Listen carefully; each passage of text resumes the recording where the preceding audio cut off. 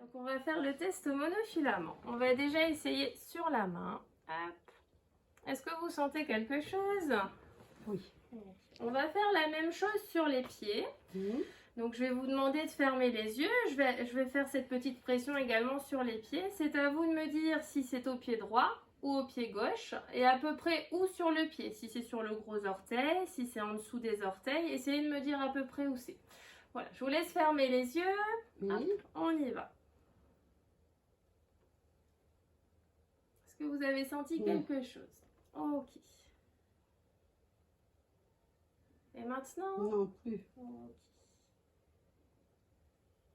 Maintenant? Sur la gauche. D'accord, ok. Maintenant? Non. Et maintenant? Sur la droite. Ok. Et maintenant? Oui, un peu sur la gauche.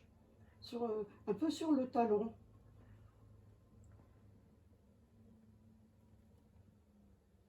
Et maintenant?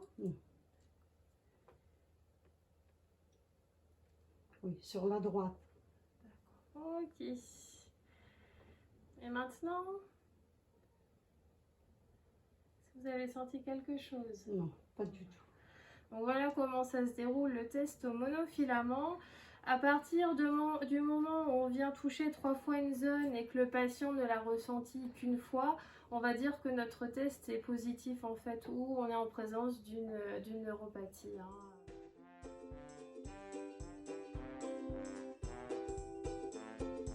On a ici présence d'artériopathie des membres inférieurs.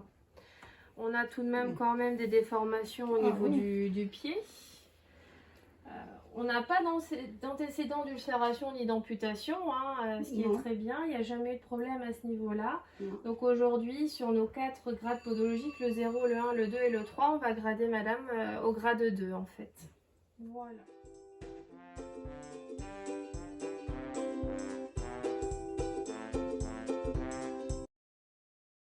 Le test au monofilament, on va le faire déjà sur la main. Est-ce que vous sentez quelque chose? Oui. On va faire pareil sur vos pieds.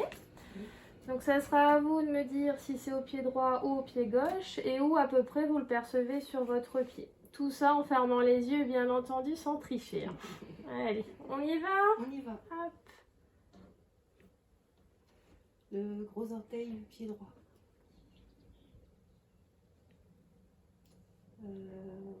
En dessous au pied droit. Ok. Le gros orteil pied gauche. Gros orteil pied droit. Gros orteil pied gauche. Dessous le petit orteil à droite. Dessous l'orteil à gauche.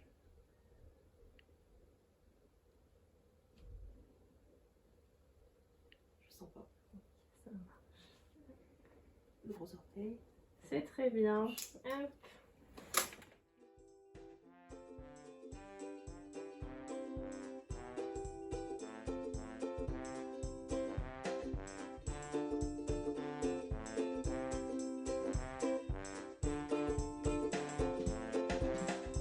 On sait que le diabète, ça provoque de l'hyperglycémie. Cette hyperglycémie, ça va altérer nos artères, ça va les boucher un petit peu, ça permet moins la circulation du sang et ça altère aussi nos nerfs. Et à partir du moment où nos nerfs ils sont touchés, c'est difficilement réversible. Donc nos nerfs, ils nous permettent de bouger, c'est les nerfs qui commandent nos muscles. Et aussi qui nous donne la sensibilité. On a plusieurs types de sensibilité, notamment la sensibilité thermique. Est-ce que l'objet que j'ai dans les mains, il est chaud, il est froid? C'est nos nerfs qui nous donnent cette information-là. et également la sensibilité au tact. En fermant les yeux, en prenant un objet, on est capable de dire cet objet-là, c'est un stylo ou c'est telle ou telle matière. C'est vraiment la sensibilité, c'est nos nerfs en fait qui nous donnent ces informations. Donc le fait que le diabète touche nos nerfs, on perd en sensibilité. L'altération de nos nerfs, ça nous permet plus la perception. Notre cerveau, il est plus informé de si l'objet est chaud, de quelle forme est l'objet. Donc on a un risque de blessure qui est beaucoup plus important au niveau du pied. Voilà, on pourrait prendre un bain de pied très très chaud sans le percevoir. On pourrait marcher sur une aiguille, sur une épine, sur un clou et ne pas le ressentir.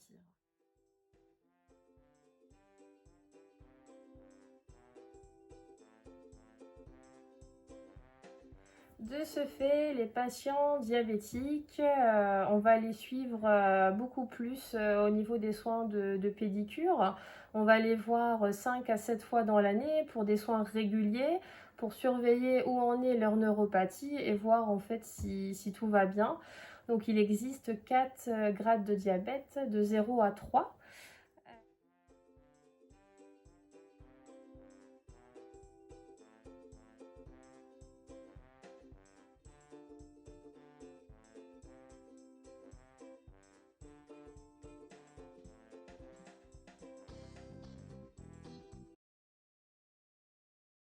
Chez le patient diabétique, on va lui demander de surveiller énormément ses pieds.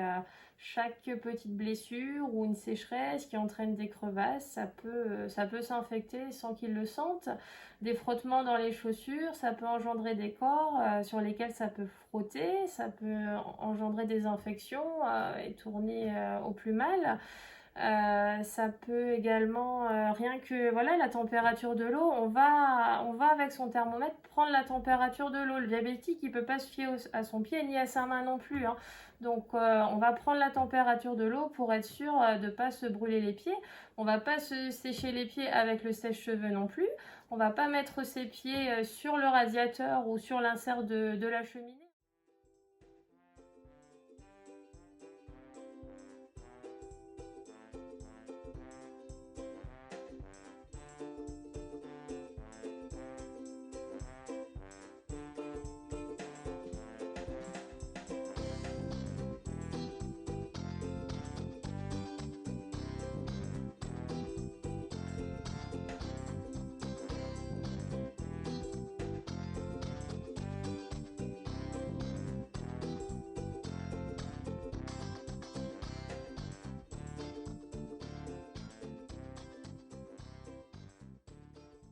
Le fait de faire des soins réguliers, ça permet tout de suite de prévenir ces problèmes, d'agir et d'éviter toute complication.